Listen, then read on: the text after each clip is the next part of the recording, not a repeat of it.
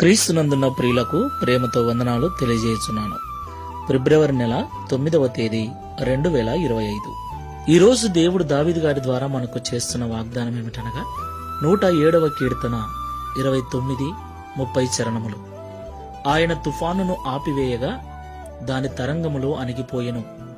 అవి నిమ్మలమైనవని వారు సంతోషించిరి. వారు కోరిన రేవునకు ఆయన వారిని నడిపించెను. దేవునికి సమస్త మహిమ కలుగుగాక. ప్రియులారా, ఇశ్రాయేలు ప్రజలు ఐగుప్తు నుండి కనానుకు బయలుదేరుతున్న సమయంలో వారికి ఎదురుగా వచ్చిన ఎర్ర సముద్రం యొక్క స్థితిని, దాని కెరటాలను ఎలాగ అణిచివేసి వారిని రేవుకు నడిపించారో మనకందరికీ తెలుసు.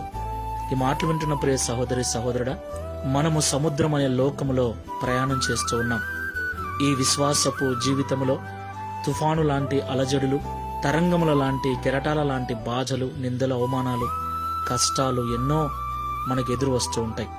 అయితే మనం ఆరాధించే దేవుడు వాటన్నిటినీ అణచివేసి మనకు నిమ్మలమును అనుగ్రహించేవాడు. మనము కోరిన రేవునకు మనల్ని నడిపించేవాడు. దేవునికి మహిమ కలుగుగాక. ప్రియులారా, కోరిన రేవు అంటే మనము అనుకున్నది అనుకున్నట్లుగా జరగటం, మనము కోరినది జరగటం. మనం అనుకున్నది అనుకున్నట్లుగా జరిగితే, మనము కోరుకున్నది నెరవేర్చబడితే అంతకు మించిన సంతోషం ఏముంటుంది చెప్పండి? అవును, దేవుడు మనము కోరుకున్నది తప్పకుండా మనకు అనుగ్రహించేవాడు. మనం అనుకున్న రేవునకు మనల్ని నడిపించగల సమర్థుడు గనుక నిరుత్సాహముతో ఉండకుండా విశ్వాసముతో, ప్రార్థనా జీవితముతో ఈ విశ్వాసపు యాత్రలో ముందుకు వెళ్దాం. దేవుడు మనకు విజయాన్ని అనుగ్రహిస్తాడు. ప్రార్థన చేసుకుందాం. సర్వోన్నతుడా, సర్వశక్తిమంతుడా, సర్వాధికారమైన తండ్రి, మీకు స్తోత్రాలు చెల్లిస్తున్నాం. ఇశ్రాయేలు ప్రజల ప్రయాణమును గురించి, వారికి ఎదురైన సమస్యలను గురించి, ఎర్ర సముద్రము యొక్క పరిస్థితిని గురించి వివరించినందుకు స్తోత్రాలు. నిజము తండ్రి, ఆ భయంకరమైనటువంటి ఎర్ర సముద్రపు పొంగును అణిచివేసి నీ ప్రజలను వారు కోరిన రేవునకు వారిని నడిపించారు. అలాగే ఈ లోకంలో నిన్ను ఆశ్రయించి నీ మార్గంలో నడుస్తూ ఉన్న ప్రజలందరినీ మీరు జ్ఞాపకం చేసుకోనండి.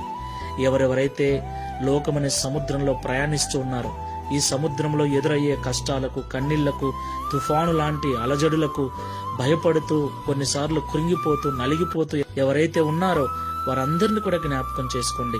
ఇశ్రాయేలు ప్రజలు ఎదురుగా ఉన్న ఎర్ర సముద్రపు పొంగును అణిచిన మీరు, నీ బిడ్డలమైన మా ఎదురుగా ఉన్నటువంటి తుఫాను లాంటి సమస్యలను, అలల లాంటి అలజడులను మీరు తొలగించి మమ్మల్ని కూడా కోరిన రేవునకు నడిపించమని ప్రార్థన చేస్తున్నాం.